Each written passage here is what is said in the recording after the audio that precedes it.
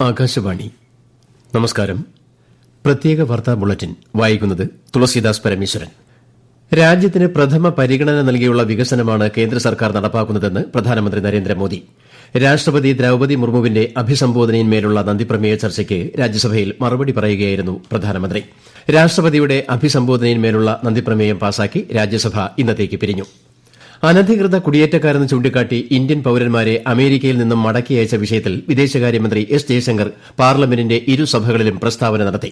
അനധികൃത കുടിയേറ്റക്കാരെന്ന് ചൂണ്ടിക്കാട്ടി ഇന്ത്യക്കാരെ തിരികെ അയക്കുന്നത് ആദ്യമായല്ലെന്ന് അദ്ദേഹം പറഞ്ഞു. തിരിച്ചയക്കുന്നവരോട് മോശമായി പെരുമാറില്ലെന്നുറപ്പാക്കാൻ യുഎസ് അധികൃതരുമായി ബന്ധപ്പെട്ടിട്ടുണ്ടെന്നും ശ്രീ ജയശങ്കർ വ്യക്തമാക്കി. വിഷയത്തിൽ പാർലമെന്റിന്റെ ഇരുസഭകളിലും പ്രതിപക്ഷം ശക്തമായി പ്രതിഷേധിച്ചു. ഫാസ്റ്റ് ട്രാക്ക് പ്രത്യേക കോടതികൾ സ്ഥാപിക്കുന്നതുൾപ്പെടെ രാജ്യത്തെ വിവിധ കോടതികളിൽ കെട്ടിക്കിടക്കുന്ന കേസുകൾ വേഗത്തിലാക്കാൻ സർക്കാർ നിരവധി നടപടികൾ ആരംഭിച്ചിട്ടുണ്ടെന്ന് കേന്ദ്രമന്ത്രി അർജുൻ റാം മേഘ്വാൾ. രാജ്യത്തെ വിവിധ കോടതികളിലായി തീർപ്പ് കൽപ്പിക്കാത്ത 5,19,00,000-ലധികം കേസുകൾ നിലനിൽക്കുന്നതായും അദ്ദേഹം രാജ്യസഭയിൽ പറഞ്ഞു. 2025-26 സാമ്പത്തിക വർഷത്തേക്കുള്ള സംസ്ഥാന ബജറ്റ് ധനമന്ത്രി കെ എൻ ബാലഗോപാൽ നാളെ രാവിലെ 9 മണിക്ക് നിയമസഭയിൽ അവതരിപ്പിക്കും. 2024-25 വർഷത്തെ ഇടക്കാല സാമ്പത്തിക അവലോകന റിപ്പോർട്ടും ധനമന്ത്രി നാളെ സഭയുടെ മേശപ്പുറത്ത് വയ്ക്കും. ബജറ്റിന്മേലുള്ള ചർച്ച നിയമസഭയിൽ ഈ മാസം 10 മുതൽ 13 വരെ നടക്കും. സംസ്ഥാന ആരോഗ്യവകുപ്പ് നടപ്പിലാക്കുന്ന ആർദ്രം ആരോഗ്യം ജീവിതശൈലിയുടെ 2ാം ഘട്ടത്തിൽ 1 കോടിയിലധികം ജനങ്ങളിൽ സ്ക്രീനിംഗ് നടത്തിയതായി മന്ത്രി വീണ ജോർജ്. ഇതിൽ 44.85% പേർക്ക് ജീവിതശൈലി രോഗസാധ്യതയുള്ളതായി കണ്ടെത്തിയിട്ടുണ്ട്. 30 വയസ്സിന് മുകളിൽ പ്രായമുള്ള 1.54 കോടിയിലധികം പേരിലാണ് ആദ്യഘട്ടത്തിൽ സ്ക്രീനിംഗ് പൂർത്തിയാക്കിയത്. ആദ്യഘട്ട സ്ക്രീനിംഗിൽ 9 ലക്ഷത്തോളം പേർക്കും 2ാം ഘട്ടത്തിൽ 2 ലക്ഷത്തിലധികം ആളുകൾക്കും ക്യാൻസർ സാധ്യത കണ്ടെത്തിയെന്നും ശ്രീമതി വീണ ജോർജ് പറഞ്ഞു. കരകൌശല രംഗത്ത് ഇനിയുമേറെ മുന്നോട്ടു പോകാനുണ്ടെന്നും വിപണി കുറേക്കൂടി ശക്തിപ്പെടുത്തേണ്ടതുണ്ടെന്നും മന്ത്രി പി രാജീവ് സംസ്ഥാന കരകൌശല അവാർഡ് വിതരണ ചടങ്ങ് ഉദ്ഘാടനം ചെയ്യുകയായിരുന്നു മന്ത്രി. കേരളത്തിന്റേത് എല്ലാവരെയും ഉൾക്കൊള്ളുന്ന വ്യവസായവൽക്കരണമാണെന്നും മന്ത്രി പറഞ്ഞു. വിവിധ സർവകലാശാലകൾ തയ്യാറാക്കിയ 4 വർഷ ബിരുദ പ്രോഗ്രാം സിലബസുകൾ സമഗ്രമായി സർവകലാശാലാ തലത്തിൽ അവലോകനം ചെയ്യാൻ തീരുമാനിച്ചതായി ഉന്നത വിദ്യാഭ്യാസ മന്ത്രി ആർ ബിന്ദു. സർവകലാശാലകൾ ഇതിനായി പോർട്ടൽ ആരംഭിക്കുമെന്നും 4 വർഷ ബിരുദ പ്രോഗ്രാമിന്റെ അവലോകന യോഗ തീരുമാനങ്ങളായി മന്ത്രി അറിയിച്ചു. പട്ടികജാതി പട്ടികവർഗ പിന്നാക്ക വിഭാഗങ്ങളുടെ വികസനത്തിന് സർക്കാർ പ്രതിജ്ഞാബദ്ധമാണെന്ന് മന്ത്രി ഒ ആർ കേളു തിരുവനന്തപുരത്ത് പട്ടികജാതി മേഖലയിലെ സംഘടനാ പ്രതിനിധികളുമായുള്ള യോഗത്തിൽ അധ്യക്ഷത വഹിക്കുകയായിരുന്നു അദ്ദേഹം. പാറശാല ഷാരോൺ രാജ് വധക്കേസിൽ സെഷൻസ് കോടതി വിധിച്ച വധശിക്ഷയ്ക്കെതിരെ പ്രതി ഗ്രീഷ്മ നൽകിയ അപ്പീൽ ഹൈക്കോടതി ഫയലിൽ സ്വീകരിച്ചു.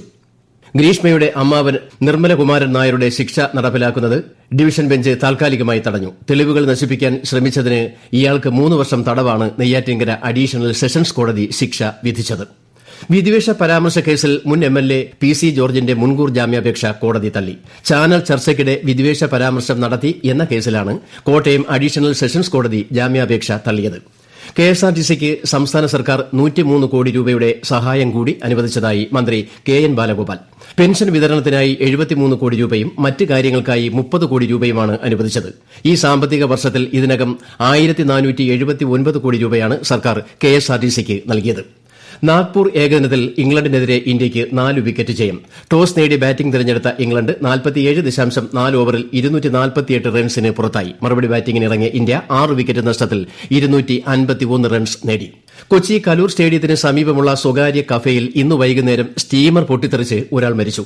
പരിക്കേറ്റ 3 പേരെ ആശുപത്രിയിൽ പ്രവേശിപ്പിച്ചു.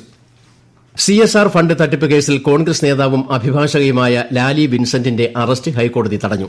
മുൻകൂർ ജാമ്യം ആവശ്യപ്പെട്ട് ലാലി വിൻസെന്റ് സമർപ്പിച്ച ഹർജിയിലാണ് കോടതി ഉത്തരവ്. തട്ടിപ്പിൽ ഉൾപ്പെട്ട എൻജിഒയുടെ നിയമോപദേശക എന്ന നിലയിൽ കണ്ണൂർ ടൌൺ പോലീസ് ലാലി വിൻസെന്റിനെതിരെ കേസ് എടുത്തിരുന്നു. സംസ്ഥാന ഭാഗ്യക്കുറി വകുപ്പിന്റെ സമ്മർ ബമ്പർ ലോട്ടറി ടിക്കറ്റ് വിപണിയിൽ 10 കോടി രൂപയാണ് ഒന്നാം സമ്മാനം. 250 രൂപയാണ് ടിക്കറ്റ് വില. നറുക്കെടുപ്പ് ഏപ്രിൽ 2-ന് നടക്കും. പത്തനംതിട്ട ജില്ലയിൽ വിവാഹ സൽക്കാര ചടങ്ങിൽ പങ്കെടുത്ത് മടങ്ങിയ സ്ത്രീകളടക്കമുള്ള സംഘത്തിന് നേരെ രാത്രിയിലുണ്ടായ പോലീസ് ആക്രമണത്തെക്കുറിച്ച് ജില്ലയ്ക്ക് പുറത്ത് ജോലി ചെയ്യുന്ന SP റാങ്കിലുള്ള സീനിയർ ഉദ്യോഗസ്ഥൻ അന്വേഷിക്കണമെന്ന് മനുഷ്യാവകാശ കമ്മീഷൻ. 1 മാസത്തിനകം അന്വേഷണ റിപ്പോർട്ട് കൈമാറണമെന്നും തിരുവനന്തപുരം റേഞ്ച് IGക്ക് കമ്മീഷൻ നിർദ്ദേശം നൽകി. ബംഗളൂരുവിലെ നഴ്സിംഗ് വിദ്യാർത്ഥിനി കണ്ണൂർ മുഴപ്പിലങ്ങാട് സ്വദേശിനി അനാമികയുടെ മരണവുമായി ബന്ധപ്പെട്ട് രക്ഷിതാക്കൾ കോളേജ് അധികൃതർക്ക് എതിരെ പോലീസിൽ പരാതി നൽകി. ഹരോഹള്ളി ദയാനന്ദ സാഗർ കോളേജ് ഹോസ്റ്റലിൽ കഴിഞ്ഞ ദിവസമാണ് അനാമികയെ മരിച്ച നിലയിൽ കണ്ടെത്തിയത്. പ്രത്യേക വാർത്താ ബുള്ളറ്റിൻ കഴിഞ്ഞു. അടുത്ത വാർത്താ പ്രക്ഷേപണം നാളെ രാവിലെ 6:45.